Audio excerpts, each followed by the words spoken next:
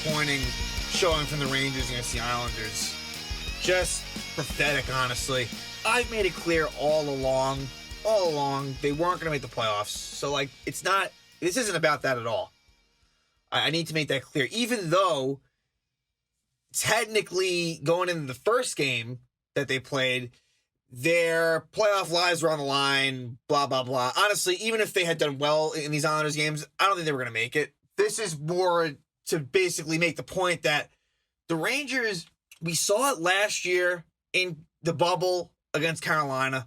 When this team plays someone that has a team that has very good defensive structure, really good, they can't do anything. I don't think there's no excuses here.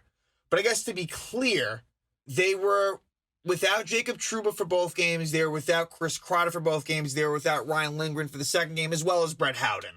These are important. Again, for a young team, and the Rangers are the youngest team in the league, that is important. However, that is no excuse for just being absolutely manhandled by a team, by the way, that had done nothing recently. The Islanders have been playing extremely poor hockey for their standards against the playoff teams, which the Rangers are not.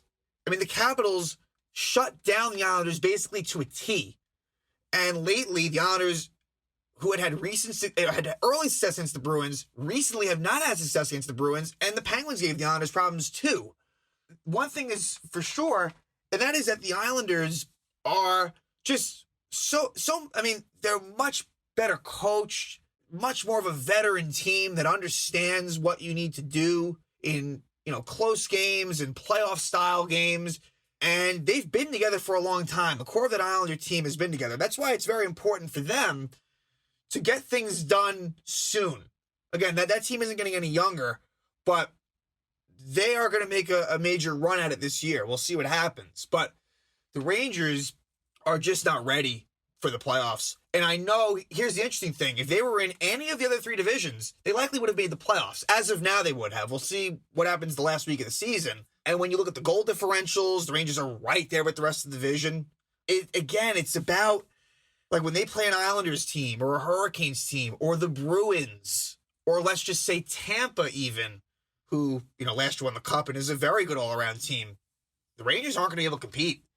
Honestly, it's almost like a favor was done to them to not make the playoffs. They would have been embarrassed. If the Rangers made the playoffs, they would have been smoked. Likely.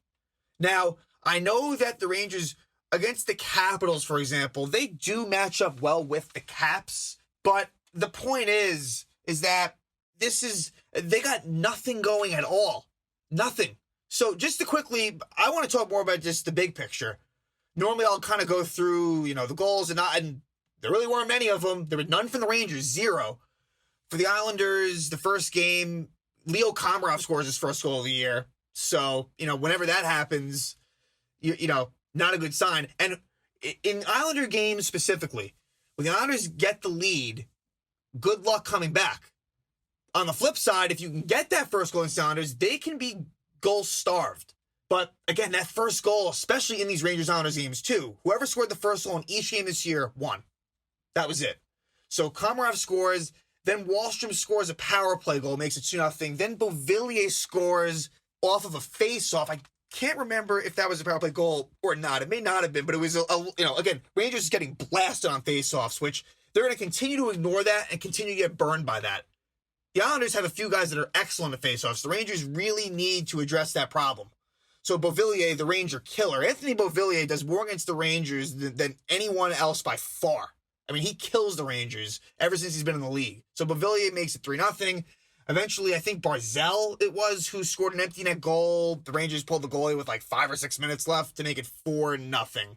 In the second game, it was a lot of the same. It honestly was. Beauvillier scores, then Barzal scores in a breakaway to make it 2-0 after 1, and then Beauvillier gets the early second period goal to make it 3-0. It was a continuation, straight up continuation.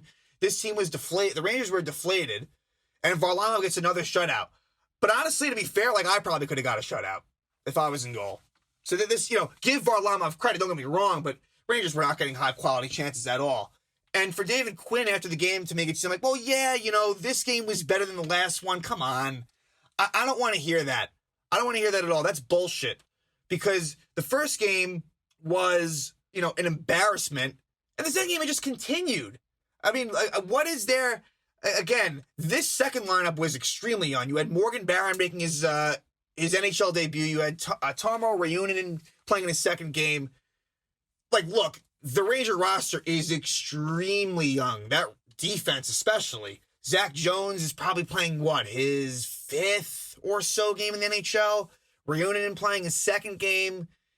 Keandre Miller is a rookie.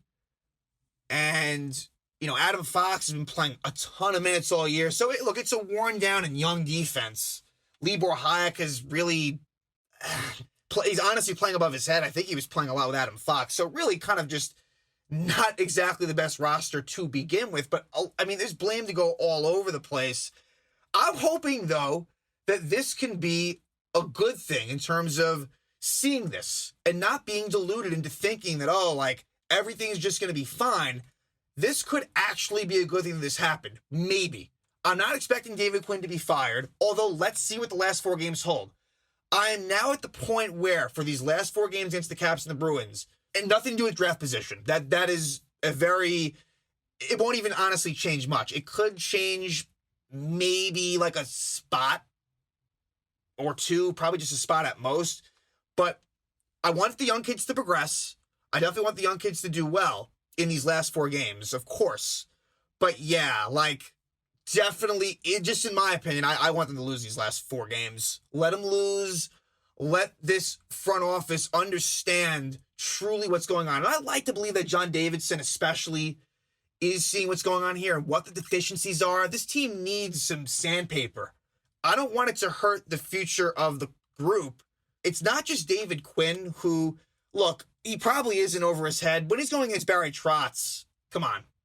He's just getting outcoached every time in that matchup. Every single time. Quinn is part of the problem, for sure. It's also the way the roster is built. This is a very finesse, East-West style team that does not get into the, hard areas that you need to be successful in the playoffs. If this team got there, I promise you they wouldn't have gone anywhere. There's no way. So another thing that's concerning is, and I'm going to put I'm going to center it on him, even though he's not alone. Artemi Panarin in these Islander games didn't do shit. Didn't do anything. And this is someone who has been nothing but special since coming to the Rangers. And the Islanders, they would be, if the Islanders had Artemi Panarin, wow. He's exactly the player that they need. They need that infusion of skill.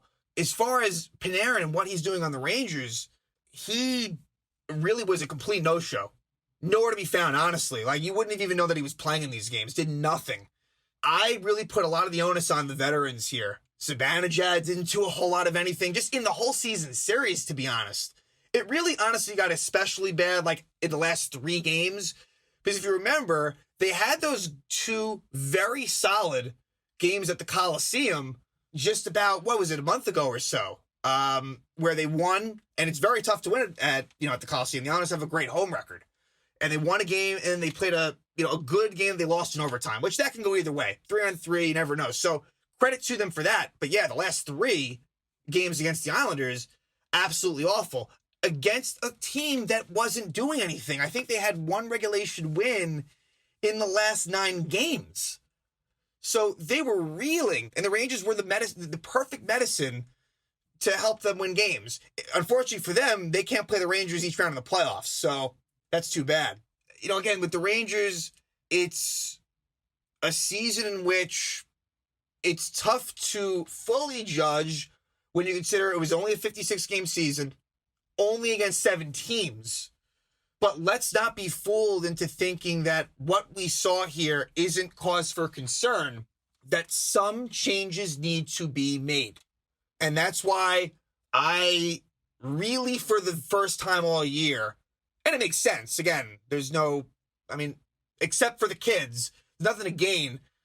I think if they lose these last 4 games in similar fashion, which I don't think will, for example, I think the Capitals, I honestly wouldn't be surprised if the Rangers win one of those games, but yeah, I actually think it's better for the Rangers to not play so well down the stretch. It probably won't get Quinn fired, but I think at least it'll open up some eyes, because I don't know what those moves are we could go player by player, but I don't know why this person came to mind going into this season, whether he was realistic to acquire or not. It's just this type of player. Jordan Stahl is someone, on Carolina who is a very good two-way player, responsible, can score goals, can make plays, can win faceoffs. That type of player, I think, could be key. Has cup-winning experience, like as opposed to a Ryan Strome, for example. And I don't mean to put it all on him. That's not what I'm doing here, but just that example of that type of player. And the last thing I want to do, though, is to stunt any of the younger players' developments. I definitely don't want to.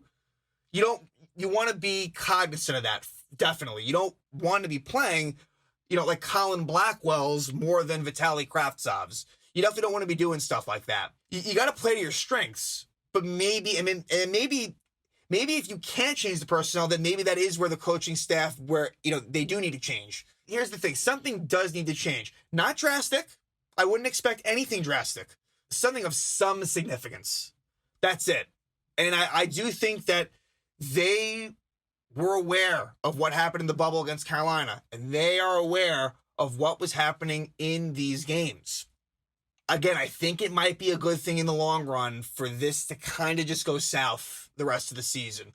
I know, to some other Ranger fans, that's going to sound ridiculous, but I just think for the betterment of the team, and look, maybe JD and Jeff Gordon are already aware of this, win or lose, but I just think I'm not looking for any sort of moral victories with some spirited efforts against the Capitals and Bruins that may result in a win or two. Don't need that.